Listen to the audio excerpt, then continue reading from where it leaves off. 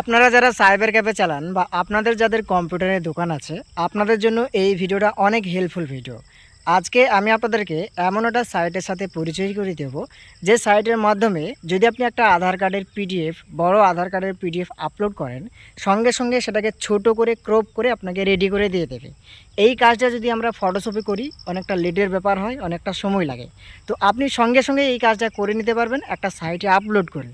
তো কী সাইট কিভাবে করতে হবে, চলুন আজকের এই ভিডিওতে আমি আপনাকে সম্পূর্ণ দেখিয়ে দিচ্ছি। প্রথমে যে কাজটা আপনি করবেন, আপনি আপনার কম্পিউটারের গুগল ক্রোমটাকে ওপেন করবেন। দেখুন বন্ধুরা, আমি ফোন থেকে দেখাচ্ছি, প্রসেসটা কিন্তু একই। গুগল ক্রোমটাকে ওপেন করার পরে এবার আপনি উপরের দিকে লক্ষ্য রাখুন, এই যে এইখানে সার্চ বার আছে, এখানে একবার ক্লিক করবেন। তো দেখুন এখানে একবার ক্লিক করলাম। এখানে ক্লিক করার পরে জাস্ট আপনি লিখবেন aadharcrop.com। আমার স্ক্রিনে যে লেখাটা আপনি দেখছেন, এই লেখাটা আপনিও লিখবেন। লেখার পর আপনি সার্চ করবেন।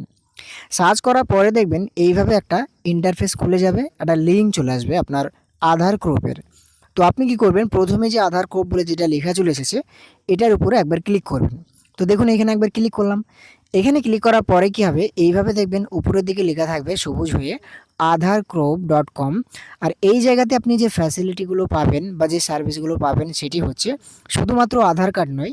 দেখুন Aadhaar card, PAN card, voter card, এরকম ধরনের কিন্তু আপনি বিভিন্ন কার্ডও এখান থেকে ক্রপ করতে পারবেন। তো প্রথমত আমি আপনাকে বলি প্রসেসটা কি, কিভাবে আপনি করবেন। বাই ডিফল্ট দেখবেন এখান থেকে আপনার আধার কার্ডটাই সিলেক্ট করা থাকবে, ঠিক আছে। যদিও এটা আধারের নামে পরিচিত, যার কারণে দেখবেন এখানে আধারেই সিলেক্ট করা থাকবে।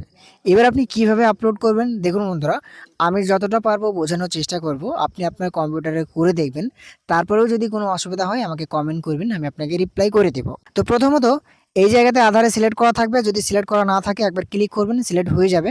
তারপর আপনি যে কাজটা করবেন, আপনি নিচের দিকে লক্ষ্য রাখবেন, এই যে এইখানে দেখুন লেখা আছে upload PDF file Aadhaar and pan and voter.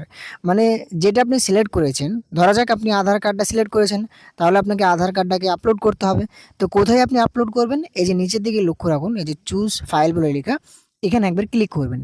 এখানে ক্লিক করার পরে দেখবেন আপনার কম্পিউটারের ফাইল বা ফোল্ডারগুলো সব খুলে যাবে।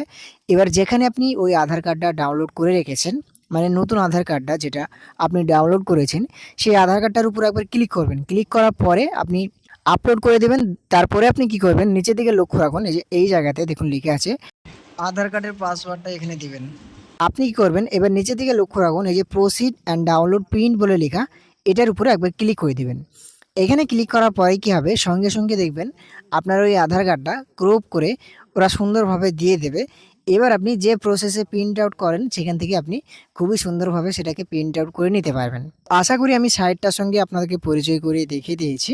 তো দুঃখের বিষয় আমি পুরোটা ক্লিয়ারভাবে দেখাতে পারলাম না, কারণ আমি ফোন থেকে দেখাচ্ছি। কম্পিউটার থেকে হলে আপনাকে পুরো স্টেপ বাই স্টেপ শেষ পর্যন্ত দেখানো যেত। তো এইভাবে আপনি কাজটা করে দেখবেন, আশা করা যাচ্ছে আপনি অনেক ক্লিয়ারভাবে কাজটা করতে পারবেন, কাজ হয়ে যাবে। তো আজকের মতন এখান থেকেই ভালো থাকবেন, পরের ভিডিওতে আবার দেখা হবে।